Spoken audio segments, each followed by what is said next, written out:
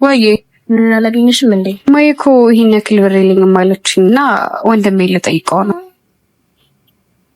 አንዴ መልሼ ልደውልልሽ። እሺ በቃ ደውይ። አሚት ደግሞ ምን ልትሰሪ መጣሽ? ናፍቀኸኝ። ትሽ አልቀረብሽም። ቆይ አንዴ ሚጡ። ሄሎ። ኧረ በእናትህ አጭቅጭቀኝ። በቃ ሰርቼ እከፍልሃለሁ። አሁን ኪሴ ውስጥ ገንዘብ የለም። ቆይ አንዴ እሷን እኮ ብር ልጠይቅ ነበር። እባክሽ ወንድሜም ችግር ውስጥ ነው መሰለኝ፣ ብር የለውም እና ይቅርብኝ መሰለኝ ይሄ ፕሮግራም። እሺ በቃ እሺ ቻው። ምን ፈልግሽ? ናፍቀኸኝ ብዬ የለ በቃ ላይክ ነው የመጣሁት። ቻው።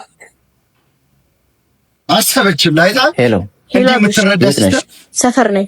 እሺ መጣሁ። እሺ እንዲህ አይታ የምትረዳ ሲስተር ነው የምልህ። ኧረ ስልኩን ሸጠ። ስልክህን ሽጠህ ነው? ስሚ ቤት ይሄን ገንዘብ ለሚጡ ስጭልኝ። እሺ እሺ እኔ እንደሰጠሁሽ እንዳነግራት። እሺ ብሩ ተገኝቷል። ቶሎ ነይ። ኬት አገኘሽው ግን ብሩ? ፋዘር ሁለታችንም ሸፈነልን። ወይ አመስገኝልኝሽ። ስሚ ወንድምሽ በጣም ነው የሚወድሽ።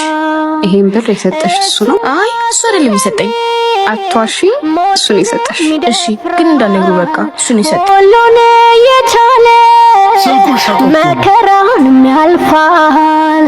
እኔም ጓጓለሁ ሰምቶ እንዳልሰማ ምናምን ሆኖ እኮ ነው ደግሞ ያረዳ ልጅ አይተሃል። በቃ እሱ ራሱ ሲቸግረው እኮ ያን ያህል አይጨንቀውም እኮ ወንድም። ግን ቤተሰቡ እህቱ ምናምን ሲቸግራት እንደማየት የሚከብደው ነገር የለም ነው የምልህ። አንድ ጊዜ እስቲ ወንድም ያላችሁ ሰዎች ኮሜንት ላይ ለወንድማችሁ ያላችሁ ፍቅር